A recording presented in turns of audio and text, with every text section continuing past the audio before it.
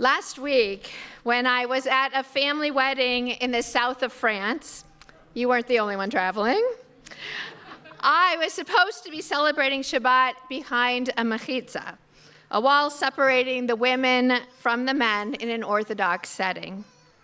This one was made up of evergreen trees that were placed so tightly together that you couldn't even sneak a peek to the other side.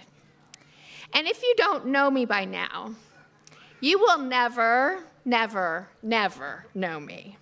I couldn't take it. It would have been one thing to have a side-by-side mechitza where men and women had equal access to the service leader. It would have been something if there had been a loosely woven divider so that the women could peer through to see the leaders. And I probably would have tolerated it, though I would not have liked it. But knowing that it is the custom of the place, but this I just couldn't take. Instead, I decided to sit in the lobby and watch as one by one, the majority of the women made their appearance to walk the halls or socialize with each other, biding their time until the service had ended. That wasn't my Judaism. This is. I became a rabbi because my father inspired me to love Judaism. Because I got to sit next to him in services during the formative years of my life when Judaism started becoming important to me. And because he would point things out to me in the prayer book. And because he would prompt me to look at things through a Jewish lens. And because it was my dad who encouraged me to pursue the rabbinate when I thought it might actually be a reality for me. There's no doubt in my mind that I would not have become a rabbi if it weren't for him and for being able to sit next to him in services.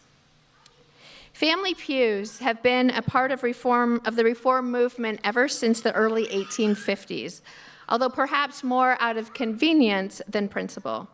But they became a catalyst for change.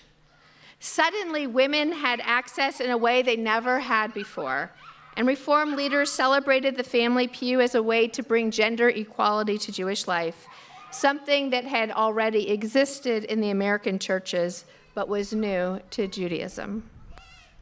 Of course, things didn't change overnight, but in 1922, the Hebrew Union College was presented with the possibility that Martha Newmark, a female student and daughter of a faculty member, might continue her studies to become a candidate for rabbinic ordination. And as a result, the college seriously considered the question of whether to ordain women. And yet, despite unanimous support from the faculty and backing from the CCAR, the Central Conference of American Rabbis, the Board of Governors ultimately rejected the proposal. It would be another 50 years before Rabbi Sally Priesand would be ordained as the first woman rabbi. When I came back to Temple on Monday morning and sat down at my desk to catch up on everything I had missed while I was in France, a breaking news notification came across my phone. Israel's Supreme Court had just ruled that the chief rabbinate must allow women to take the rabbinical qualifying exams. They will occur under the same conditions as men, same dates, same questions, same study materials, all exactly the same. And upon passing, women will be provided the same benefits. Now, this really is breaking news. Previous iterations of this case have failed, and in the past, the chief rabbinate was so against the idea of women taking these exams that in 2018, the former Sephardic chief rabbi stated that he would rather shut down the whole system than do that. Because women's leadership is so dangerous. In their ruling, the court actually quoted Jewish sources highlighting women's leadership roles and scholarship in Jewish tradition. Women's leadership is not new. Coincidentally, the ruling came as we read this week's Torah portion, Pinchas, and it could not have been planned any better. It is here that we meet the daughters of Zelophehad. He had 5. Mala, sounds a little bit like Marla, right? Mala, Noah, Hogla, Milcah, and Tirzah. Their father, a righteous man, has died without sons to inherit his land, and they bring a case before Moses that it is their right to inherit. And Moses, in turn, takes it before God. And the law is changed in their favor. Consider Moses the lower court and God the supreme court. It is breaking news on so many levels. 5 women appearing before the court in biblical times, and they win, albeit with a caveat. In a future portion, the Torah says that they must choose a spouse from within their own tribe to maintain tribal ownership of the land. Although later commentaries do say that that was just a suggestion and that they were free to marry whomever they pleased. These are not passive women. They are determined, tenacious, forward-thinking, and committed. They create their own destiny and set a precedent for generations to come. Really, they are celebrities.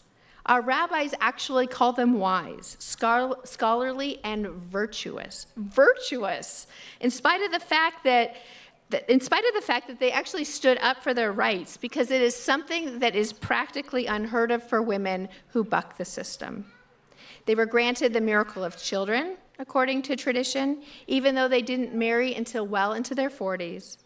And they are honored among the rabbis, so much so that the Talmud says simply, the daughters of Zelophehad were right. Imagine that. Now, usually, when I speak about the daughters, I highlight the fact that each one of them is named, and I just love that, because so many women in Jewish text are simply daughters of.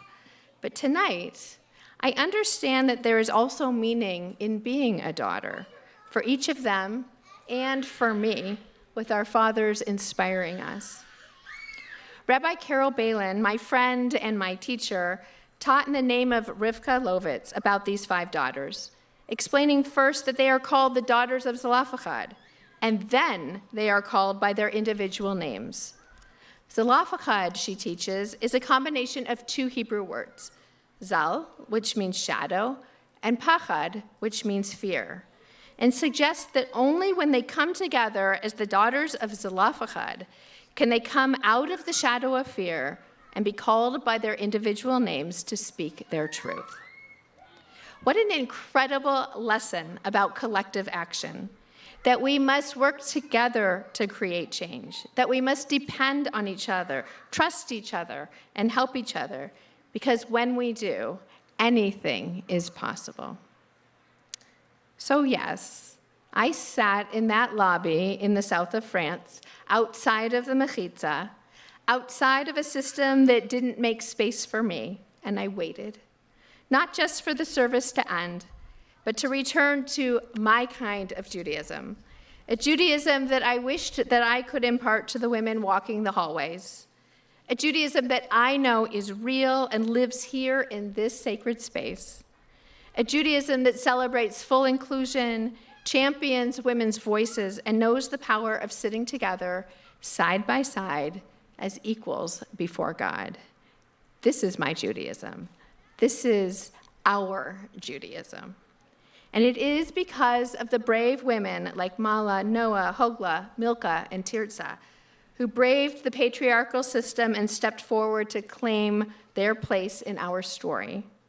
And it is because of Martha Newmark and Rabbi Sally Prezan, who paved the way for all of us.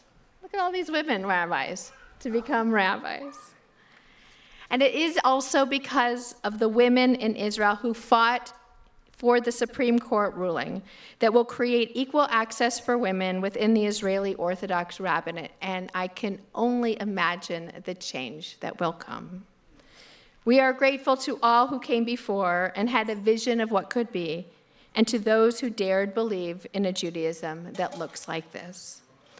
So let us never underestimate the power of collective action, of lifting one another out of the shadow of fear and into the light of hope. And let us never forget the privilege that we have to be part of a Judaism that invites us all in, sees us clearly, and calls each of us by name. Shabbat Shalom.